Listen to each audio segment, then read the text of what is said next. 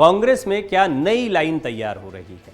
हालांकि इसको नई लाइन कहना भी ठीक नहीं होगा, क्योंकि प्रियंका गांधी और राहुल गांधी दोनों को तैयार करने के लिए कांग्रेस ने काफ़ी समय दिया है।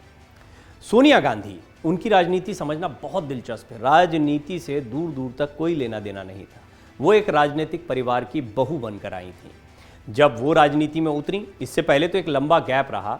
उनके पति राजीव गांधी, जो पूर्व प्रधानमंत्री भी रहे, जिनको अब शहीद के तौर पर कांग्रेस जो है वो रख भी रही है तमाम मंचों पर। राजीव गांधी की पत्नी थी सोनिया गांधी। अब उम्मीद की किरण फिर भी वही बनी उन लोगों के लिए जिन्होंने सीताराम केसरी या फिर नरसिम्हा राव की सरकार का कार्यकाल देखा। सबको लगता था कि कांग्रेस बिखर जाएगी, कांग्रेस में ज़बरदस्त टूट हो जाएगी। अपने हितों को कई नेता संभाल नहीं पाते हैं, इसलिए गांधी परिवार या किसी एक परिवार के इर्द गिर्द रहना चाहिए।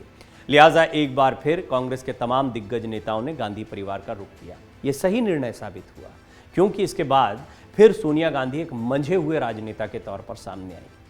सोनिया गांधी का मंझे हुए राजनेता के तौर पर सामने आना ये बताता है कि राजनीति में आपको हालात सब कुछ सिखा देते हैं।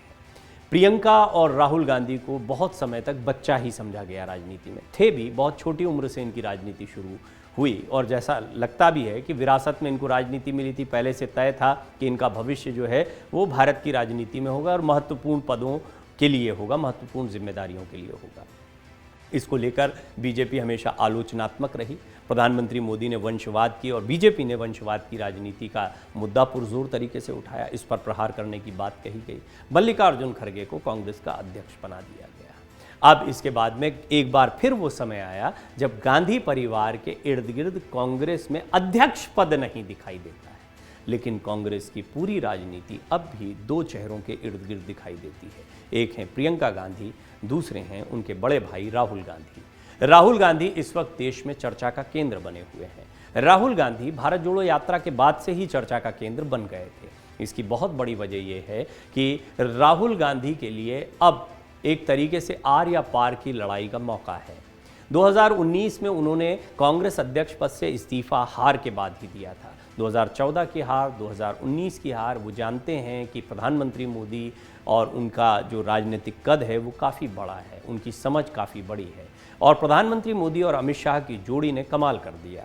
बीजेपी को भी इतनी बड़ी कामयाबी पहले कभी नहीं मिली थी जितनी बड़ी कामयाबी प्रधानमंत्री मोदी के नेतृत्व में मिली है। निश्चित तौर पर यह बीजेपी के लिए एक गोल्डन एरा है, एक ऐसा समय है जब बीजेपी अपने पूरे शबाब पर दिखाई देती है, पूरी ताकत के साथ चुनाव लड़ती दिखाई देती है। निश्चित तौर पर बीजेपी अपनी इस ताकत को नहीं खोना चाहेगी, लेकिन कांग्रेस धीरे धीरे कमज़ोर होती चली गई। इसकी बहुत बड़ी वजह रही कि कांग्रेस के पास में कोई नेतृत्व मोटे तौर पर दिखाई नहीं दे रहा था।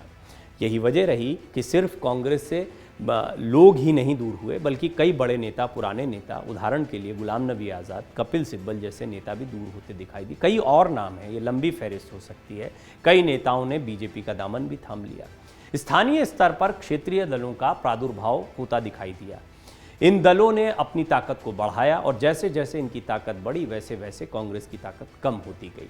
लेकिन एक दौर और आया, राहुल गांधी का और प्रियंका गांधी का दौर। ये दौर क्यों महत्वपूर्ण है और कांग्रेस के भविष्य की सारी संभावनाएं इस पर क्यों टिकी हैं, ये समझने जैसी बात है। प्रियंका गांधी अब पूरी तरीके से राजनीति में इन्वॉल्व हो गई हैं।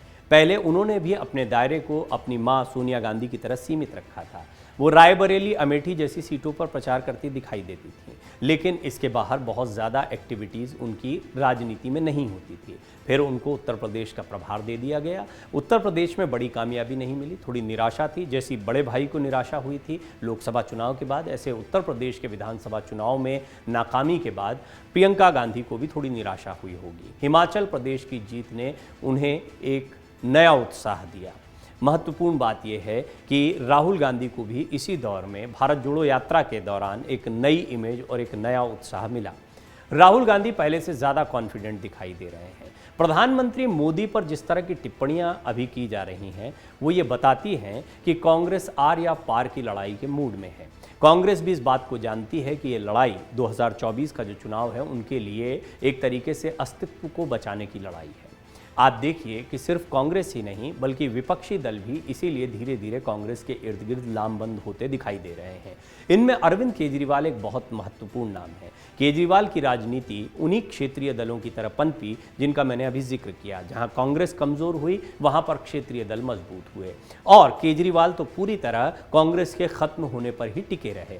अभी तक की स्थिति लगभग यही रही है। दिल्ली में या फिर भ्रष्टाचार के खिलाफ जिस तरीके से केजरीवाल ने एक आंदोलन चलाया, एक मुद्दा उठाया, उस मुद्दे पर जनता ने उनको हाथों हाथ लिया। जनता ने सिर्फ कांग्रेस को खारिज नहीं किया, जनता ने बीजेपी को भी खारिज किया। उन्होंने केजरीवाल को स्वीकार किया। ये केजरीवाल की ताकत के तौर पर सामने आया। फिर ये लगा कि वो स्थानीय स्तर पर दिल्ली तक सिमट कर रह जाएंगे, तो वो पंजाब भी निकल कर गए और पंजाब में भी उन्होंने एक बड़ी कामयाबी हासिल की।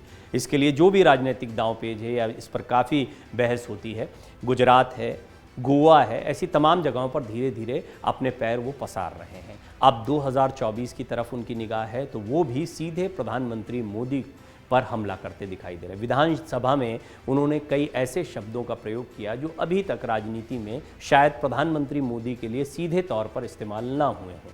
केजरीवाल ने पीएम को भ्रष्ट तक कह दिया, कम पढ़ा लिखा तक कह दिया और साथ ही साथ में कायर भी कह डाला। प्रियंका गांधी इसी अंदाज को पकड़ रही हैं। अभी तक केजरीवाल कांग्रेस के मुद्दे को पकड़ रहे थे, लेकिन ऐसा लगता है कि कांग्रेस अब इस भाषा को पकड़ रही है। हालांकि देखा जाए तो दोनों के मुद्दे अलग अलग नहीं हैं, लिहाजा कहीं ना कहीं आपको ये एक सुर में ही दिखाई देंगे। अब प्रियंका गांधी ने भी प्रधानमंत्री मोदी को कायर कहा। भाई को मुसीबत में देखकर 26 मार्च को एक मंच पर प्रियंका गांधी और मल्लिकार्जुन खड़गे समेत कई दिग्गज नेता कांग्रेस के जुटे। मोदी सरकार पर जमकर हमला बोल रहे थे। प्रियंका गांधी ने यहां तक कह दिया कि इस देश का पीएम कायर है। सीएम अरविंद केजरीवाल ने दिल्ली विधानसभा में यही बात कही थी। उन्होंने पीएम मोदी को भारत के इतिहास का सबसे भ्रष्ट पीएम तक बता दिया था। राहुल गांधी खुद कह रहे हैं, राहुल गांधी के उस बयान को याद रखिए। उनका कहना है कि मैंने प्रधानमंत्री मोदी की आंखों में डर देखा है। वो ये कहते हैं कि वो अडानी पर मेरे अगले भाषण से डरते हैं। अडानी का मुद्दा एक बड़ा मुद्दा कांग्रेस की तरफ से बनाया जा रहा है। लिहाजा कुल मिलाकर इस रिपोर्ट को आपके सामने रखने का मकसद ये था कि ये कांग्रेस के लिए भी, जैसे अभी तक बीजेपी का गोल्डन एरा चला है, अगर कांग्रेस सही रणनीति के साथ चलती है तो उसके लिए भी एक बड़ा मौका है, खास तौर पर प्रियंका गांधी और राहुल गांधी को एस्टैब्लिश करने का। और इस समय जिस तरह के तेवर देखने को मिल रहे हैं इन दोनों के, उससे स्पष्ट है कि कांग्रेस अब बीजेपी के खिलाफ पूरी तरह से लामबंद होने की, पूरी ताकत के साथ हमला करने की कोशिश कर रही है। लिहाजा शब्दों की मर्यादा, या फिर हम देख रहे हैं कि बहुत कड़े बयान जो शायद प्रियंका गांधी ने भी पहले नहीं दिए, वो भी देखने को मिल रहे हैं। अमर उजाला अब आपके टीवी पर भी। अपने स्मार्ट टीवी पर YouTube पर सर्च करें अमर उजाला, चैनल सब्सक्राइब करें और देखें ताजा खबरें, वो भी HD क्वालिटी में। और हाँ, बेल आइकन दबाना ना भूलें ताकि हर खबर हो आपके घर। अमर उजाला, निष्पक्ष, निर्भीक, निरंतर।